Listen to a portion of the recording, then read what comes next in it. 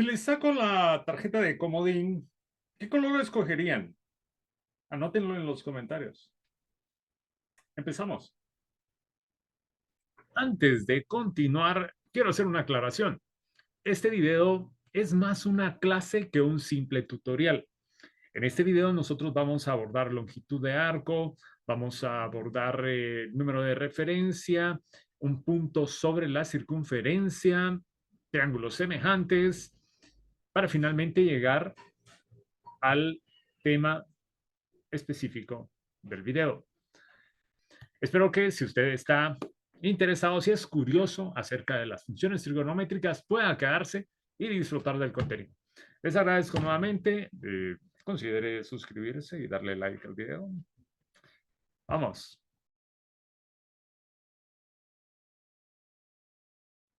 Cuando hablamos de trigonometría analítica, aparecen seno, coseno y tangente. Hey, ¿no se han preguntado ustedes por qué razón seno de un ángulo es igual a cateto opuesto sobre hipotenusa? ¿O por qué cuando utilizamos coseno de un ángulo es cateto adyacente partido de hipotenusa? El objetivo de este video, damas y caballeros, es poder entender de dónde salen estas dos relaciones. Antes de llegar a ese punto, quiero que revisemos una definición de trigonometría que aparece en Wikipedia. Dice: la trigonometría es una rama de la matemática cuyo significado etimológico es medición de los triángulos. Deriva de los términos griegos que aquí aparecen, triángulo y medida. En términos generales, la trigonometría es el estudio de las razones trigonométricas seno, coseno, tangente, cotangente, secante y cosecante. Y aquí empiezan las aplicaciones que nosotros podemos empezar a ver, ¿ok? Muy bien. El día de hoy quiero que nosotros hagamos un análisis de estas funciones. Quédese para entender por qué motivo, razón o circunstancia aparecen estas relaciones para cada una de estas funciones. Quiero que por favor vea lo siguiente. Cada vez que nosotros tratamos de analizar objetos, por ejemplo, una banda transportadora con inclinación, ahí aparece un triángulo rectángulo que nosotros podemos analizar. Para este caso particular, por ejemplo, nosotros tenemos que el objeto de nuestro análisis, el bloque que está siendo elevado, está provocando una fuerza hacia abajo debido a la gravedad. Este bloque sobre la banda no la está deformando, sino que la banda pues permanece como tal con su forma. Está provocando una fuerza normal perpendicular a la superficie de la banda. Otra cosa adicional es que, por ejemplo, aquí, este bloque no debe deslizarse hacia atrás, no debe resbalarse. Eso significa que entonces debe haber una fricción que sostenga a este objeto mientras está siendo elevado en una buena cantidad de bandas. Aquí, por ejemplo, a la que yo tengo en la imagen, pues parece que está siendo apoyada por estas barras que nosotros tenemos por acá, ¿verdad? Pero bueno, en nuestro análisis aquí aparece un triángulo rectángulo. Aquí aparece un ángulo que nosotros podemos utilizar y entonces por ahí va a aparecer la necesidad de utilizar seno, coseno o tangente para conocer información de este triángulo. Si nosotros vemos, por ejemplo, en otro ámbito, tal vez estructuras, pues nosotros vemos que podemos colocar un triángulo por ahí para conocer dimensiones. En el anterior, nosotros queríamos conocer pues las reacciones que se están dando.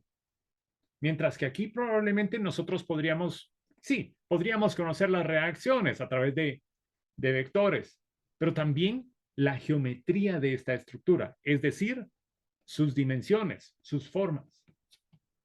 Aun cuando aparece una figura que no es estrictamente un triángulo rectángulo, pues nosotros podemos ver en ella cómo podemos ajustar por ahí para visualizar un triángulo rectángulo.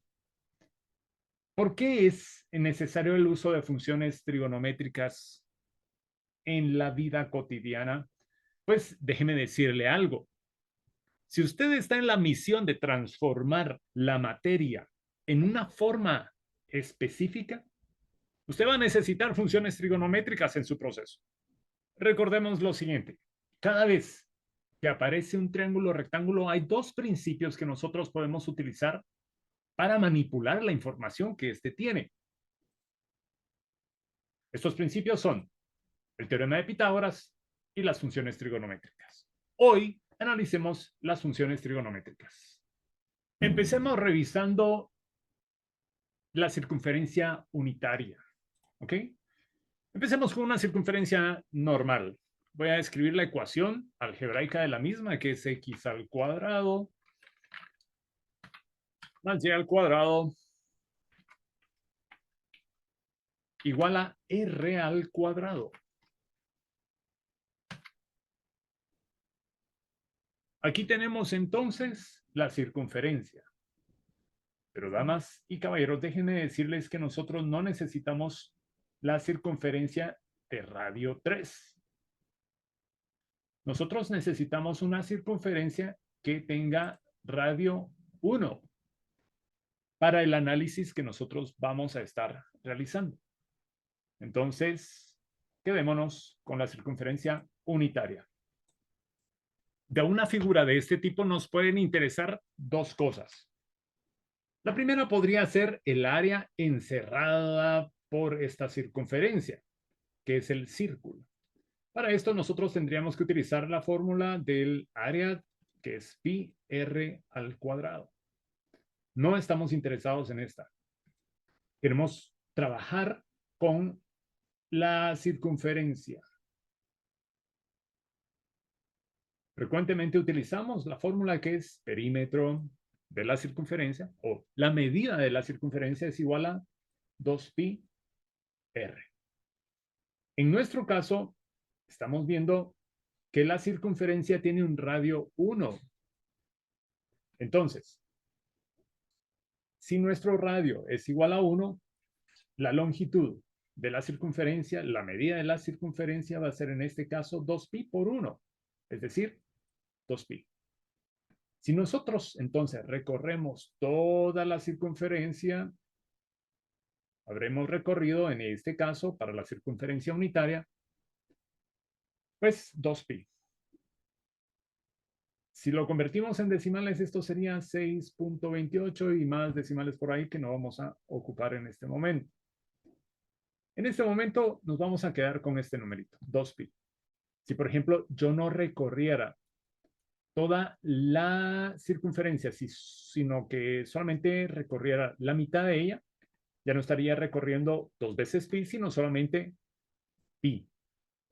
Este arco que yo tengo aquí, que acabo de dibujar, tendría una medida de pi. ¿Ok? 3.1415.9. Si yo también ya no recorro toda esa mitad, sino la mitad de la mitad, estaríamos trabajando con una longitud de pi medios. Esa sería la medida de este arco. ¿Ok? Bueno, si nosotros ahora no recorremos un medio, sino 2 medios o 3 medios, bueno, la longitud de este arco sería 3 pi medios, 3 medios de pi. ¿Ok?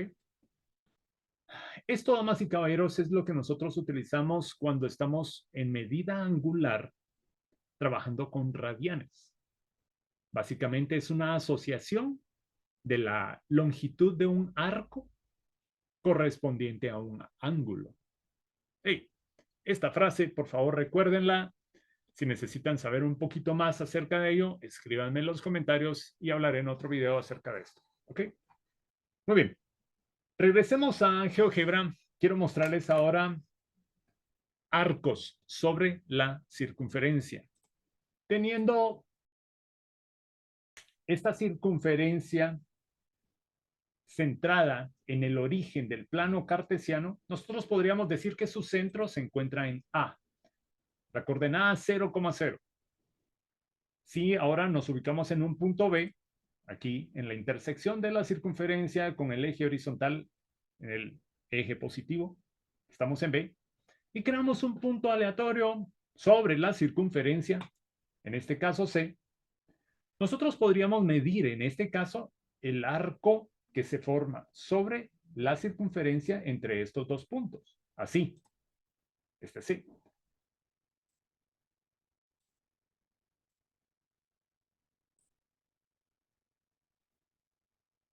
Este arco C que nosotros observamos, yo le voy a cambiar de nombre. Lo voy a llamar en este momento P.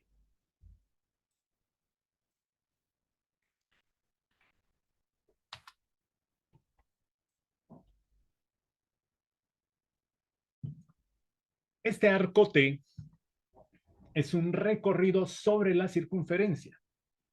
Es un arco, básicamente. ¿Ok? De este arco yo quiero hacer notar lo siguiente.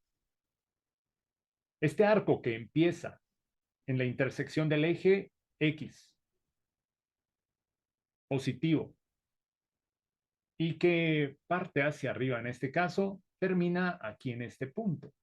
Voy a decir que este entonces es su punto terminal. Quiero que por favor en este momento ustedes me ayuden. Quiero que se aseguren de realizar una operación en sus calculadoras. Para obtener el resultado adecuado, es imprescindible que su calculadora esté configurada para trabajar en radianes. Y le solicito lo siguiente.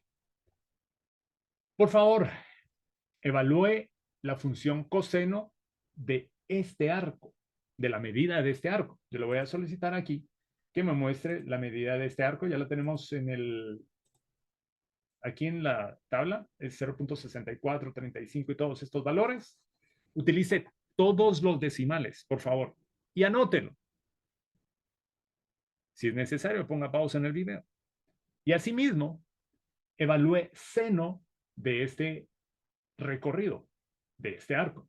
Seno del 0.64, 35, 0.11, 0.87, 9.33. ¿Cuáles son los datos que usted ha recibido para coseno de este valor? Debió recibir un dato de 0.8, que es el que nosotros observamos acá. Y el seno de t debió darle a usted 0.6. Vean lo siguiente entonces. Si yo conozco la longitud de este arco y a esta medida yo le aplico coseno, obtengo la coordenada x del punto terminal. Y si le aplico la función seno a este arco, voy a obtener la coordenada en y de este punto terminal. Quiero dejar en esta tabla un registro de los valores de coseno y de seno que vayamos utilizando. Tenemos 0.8. Si aplicamos para seno de t, tenemos 0.6. ¿Ok? Aquí estamos haciendo entonces el cálculo de coseno de t, del valor que tenemos acá, seno de t, del valor que tenemos acá, y aquí están los resultados. Son exactamente los mismos que estamos viendo en 0.8 y 0.6. ¿Qué pasa si yo muevo este punto generando una posición diferente para este punto terminal? Siempre sobre la circunferencia. Veamos. Se dan cuenta que si el arco ha cambiado en su medida, pues obviamente coseno de t va a tener una coordenada diferente, va a provocar una coordenada diferente, seno de t va a provocar una coordenada diferente. Quiero traer a memoria algo que nosotros en la actualidad ya no utilizamos. Y se trata de las tablas de logaritmos. Estas tablas de logaritmos básicamente eran unos folletitos en donde para cada medida de arco, pues le calculaban a usted cuál era el seno, el coseno, y como vamos a ver más adelante, pues la relación que se genera entre seno y coseno da como resultado tangente, secante, cosecante, cotangente, etcétera. ¿Ok? Y se registraba. Y si usted por casualidad le tocaba un arco que no estaba entre los registrados por acá, en este librito, tenía que ser una aproximación, una iteración para obtener el resultado particular que usted estuviera buscando. Ahora ya no tenemos tanta necesidad, ya todas nuestras calculadoras, desde las más baratas, nos proveen esa información de una forma muy fácil. ¿Qué pasa si, por ejemplo, nosotros no estuviéramos haciendo uso de GeoGebra, sino que estuviéramos haciendo cálculos y quisiéramos verificar si los datos que nosotros tenemos son correctos? ¿Qué podríamos hacer? ¿Se recuerda de la ecuación que utilizamos para formar la circunferencia? Es x al cuadrado más y al cuadrado igual a r al cuadrado.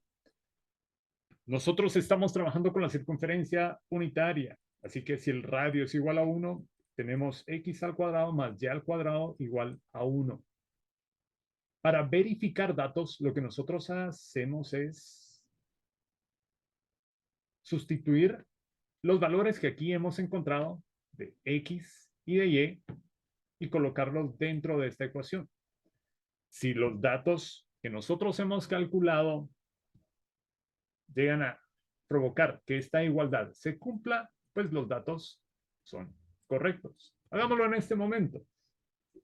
Por ejemplo, 0.8 al cuadrado más 0.6 al cuadrado dice que debería ser igual a 1.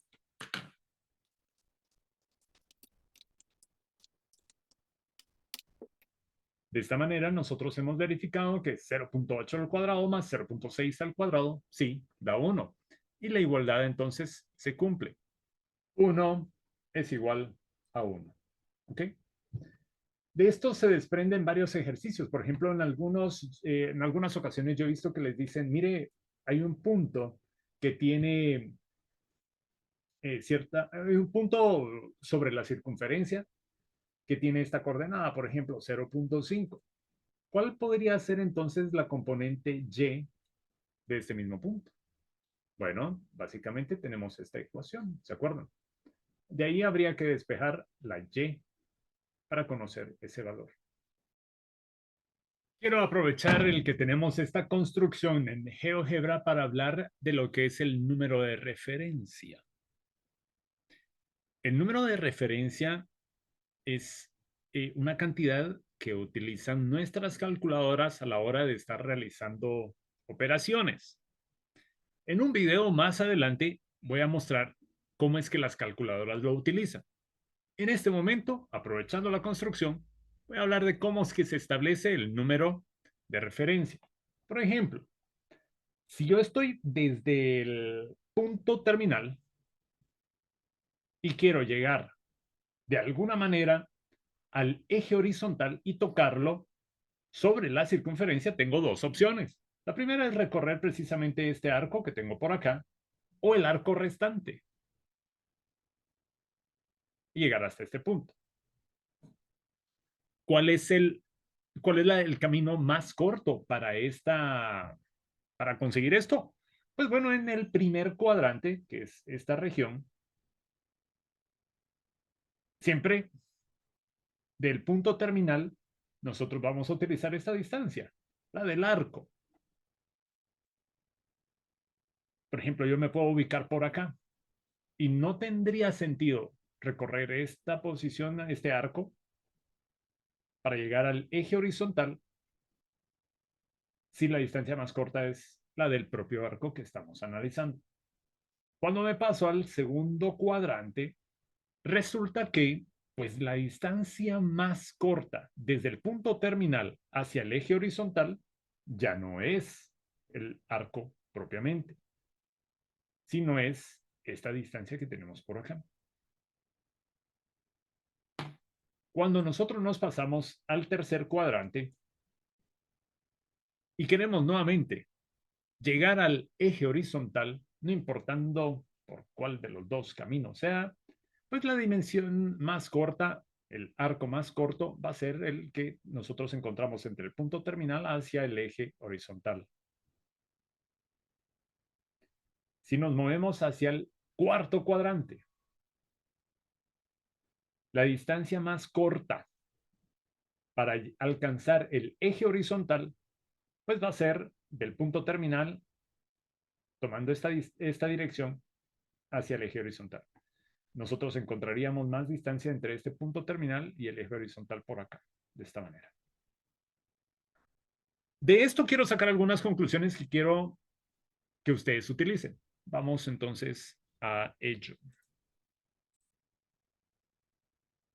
Cualquier conclusión que nosotros saquemos, sería conveniente que la convirtiéramos en algo operativo a través de alguna fórmula o alguna ecuación. Aquí tengo los 4 casos. En el primer cuadrante, el número de referencia, que por cierto se identifica como T barra, el T barra en este caso va a ser exactamente igual al recorrido que nosotros tenemos de arco, ¿ok? Que se encuentra en el primer cuadrante. En el segundo cuadrante es esta región. Cuando nosotros nos encontramos con un arco que tiene su punto terminal en el segundo cuadrante, resulta que el número de referencia en este caso se encuentra, que es esta sección de acá, encontramos con, pues bueno, la longitud de pi menos el arco que nosotros tenemos por acá. Pi menos t. Pi es básicamente la distancia que nosotros recorremos desde aquí hasta este punto. Ya habíamos hablado de eso previamente en el video.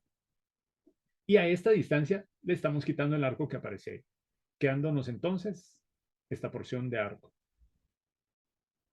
En el tercer cuadrante, el número de referencia, damas y caballeros, lo encontramos de una forma diferente. Pues al arco que nosotros tenemos acá, con punto terminal en el tercer cuadrante, le restamos la distancia que tenemos acá, que es pi. Al arco yo le resto pi. Y el último cuadrante, cuando hay un arco que tiene un cuadrante, un punto terminal en el cuarto cuadrante, el número de referencia entonces va a ser 2 pi menos la medida del arco. Por favor, tomen nota de estas fórmulas. Repito nuevamente, estas relaciones nos van a servir para entender cómo la calculadora trabaja en algunas operaciones. Esto lo vamos a ver en un video más adelante. La pregunta inicial era, ¿cómo estos catetos o estas relaciones entre catetos e hipotenusa aparecen para las funciones seno, coseno y tangente? Pues bueno, ya estamos llegando al final, a la conclusión de este video. Lo vamos a resolver haciendo uso de una aplicación práctica. La OSHA es la asociación que vela por la salud y la seguridad ocupacional en Estados Unidos. La misma establece algunas regulaciones para el uso de escaleras.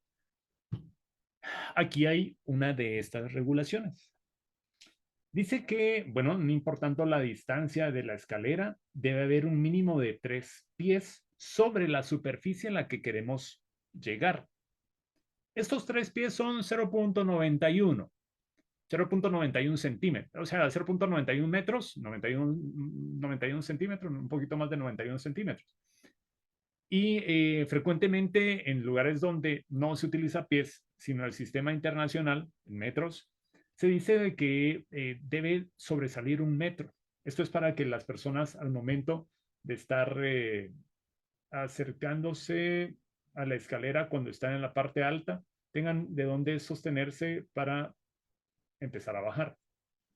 Esa es la idea de esta sección. ¿Ok? Y luego dice que el resto de la escalera, pues al estar inclinada, debe tener cierta inclinación de tal manera que aquí horizontalmente nosotros tengamos la cuarta parte de ella como base. Ahorita lo voy a dejar así con una situación bastante simple. Así que quiero que vean lo siguiente. Es frecuente escaleras de 6 metros. Eso significa que tendría la siguiente composición. Una escalera de 6 metros recostada sobre una pared tendría entonces la siguiente composición. Tendríamos entonces, ¿cuánto dijimos por acá? Eso, qué bueno que se haya recordado, 1 metro por encima de la superficie a la que estamos llegando. Eso nos quedaría entonces 5 metros por acá. De acuerdo a la OSHA, 5 dividido dentro de 4 sería entonces 1.25 la distancia que tenemos por acá. Me adelanto en el cálculo y aquí nosotros tendríamos 4.84 de altura. ¿Ok? Estas medidas que tenemos por acá, estos 4.84 precisamente, son lo que nosotros tenemos entre esta sección y esta de acá. Lo estoy trasladando hacia afuera del objeto, solo por comodidad, para facilitar la visualización y no amontonar cosas. Veamos este triángulo en GeoGebra. Teniendo el punto A como la base de la escalera, voy a separarme de la base 1.25 sobre el eje horizontal, no va a tener altura. Tenemos nuestro punto por ahí. Sobre este punto D vamos a dar una altura de 4.84. Así que tengo la coordenada 1.25 y 4.84 de altura. Tengo el punto E en este caso. Voy a armar un polígono uniendo A, D, E, regresando por acá. ¿Ok? Este es el triángulo rectángulo que le correspondería al ejemplo de la escalera que estamos viendo. Aquí vemos en la base, desde A hacia D, 1.25. Desde D hasta E, tenemos A sub 1 con 4.84. Y desde A hasta E, que sería la porción de la escalera de 5 metros, aquí nos dice que es 4.9988, que por aproximación podemos concluir que sí, es 5. A este triángulo que representa la escalera le voy a asociar una circunferencia unitaria. ¿Qué tenemos por acá? Yo voy a crear un arco sobre la circunferencia unitaria ubicada para este triángulo que tenemos acá, para este ángulo.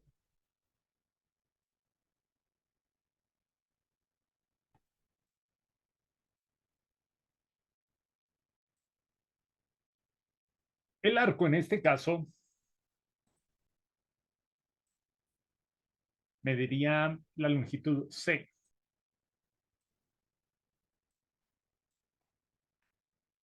Que es 1.318054597823.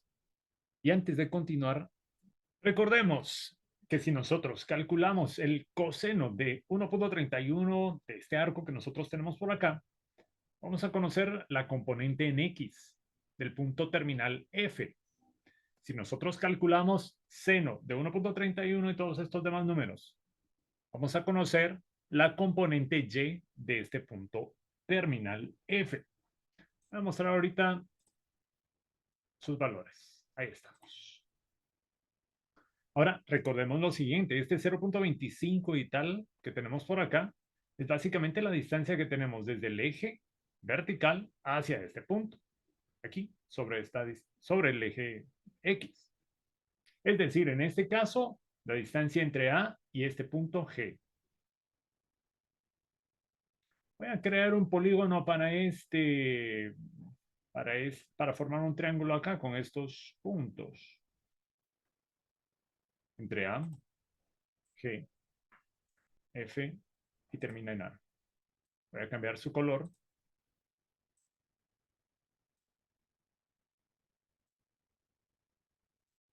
Si nos damos cuenta, F sub 1, el segmento de A a G, es 0.25, que coincide con la componente de este punto terminal. Y A sub 2, la medida de A sub 2, En este caso es 0.9682, que es la que tenemos como coordenada y de este punto. Muy bien. Quiero que por favor ahora no lo veamos desde los números, sino las relaciones.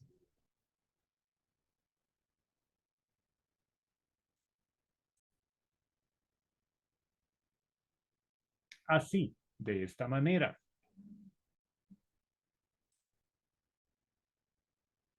Enfoquémonos en los triángulos simplemente así. Y empecemos a vincular las relaciones a través de triángulos semejantes.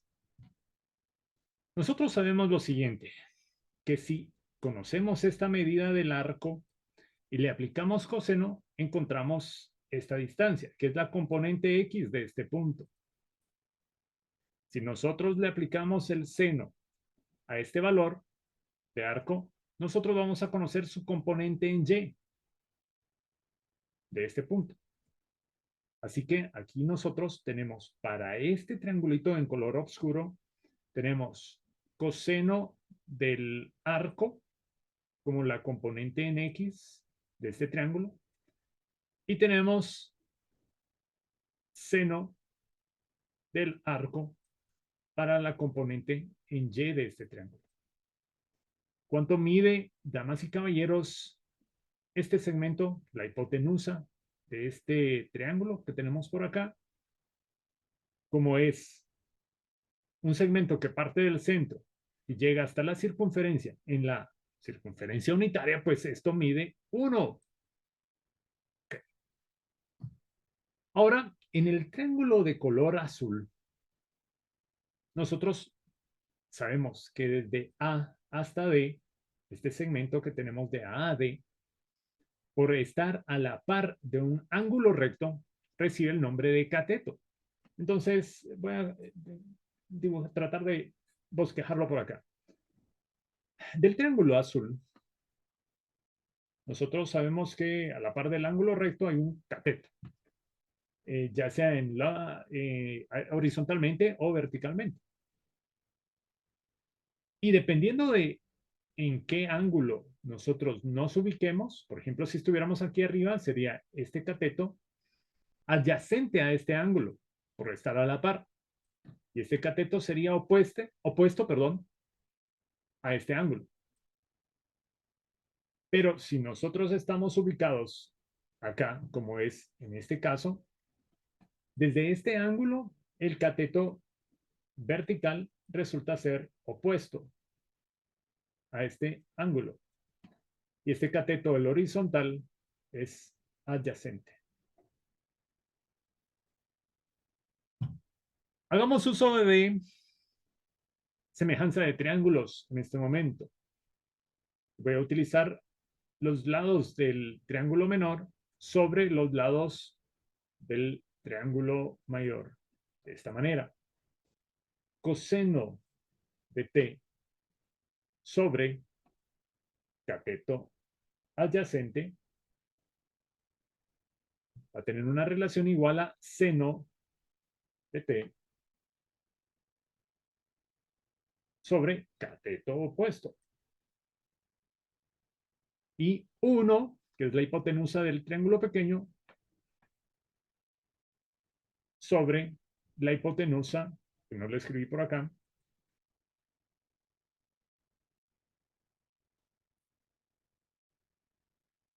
del triángulo mayor. ¿Ok? Es este segmento que va desde A hasta E. Y aquí, damas y caballeros, es donde aparece la magia. Si tomamos esta razón y la igualamos exactamente a esta, únicamente, estas dos, nos vamos a encontrar que tendremos coseno de t sobre cateto adyacente es igual a 1 sobre hipotenusa. Y si despejamos la función coseno, en este caso de t, trasladando entonces el cateto adyacente que está dividiendo al otro lado a multiplicar, pues el cateto adyacente por 1 va a ser cateto adyacente. Ahí, damas y caballeros, aparece la relación coseno de t es igual a cateto adyacente partido hipotenusa. Si nosotros ahora tomamos esta igualdad, seno de t sobre cateto opuesto igual a 1 sobre hipotenusa, despejamos seno de t, haciendo que el cateto opuesto que está dividiendo pase al otro lado a multiplicar por 1, aparece entonces la relación cateto opuesto sobre hipotenusa. El propósito de este video era que nosotros entendiéramos todas las relaciones que existen en estas simples identidades que nosotros frecuentemente utilizamos. En próximos videos, nosotros vamos a hablar de tangente, de secante, de cosecante y cotangente, así también como el uso del número de referencia en operaciones que se realizan en nuestras calculadoras. Quiero agradecerles la atención hasta este punto. Si le ha gustado el video, si le ha parecido útil, suscríbase, dele like, compártalo con alguien más que lo necesite. Muchas gracias por su atención. Hasta pronto.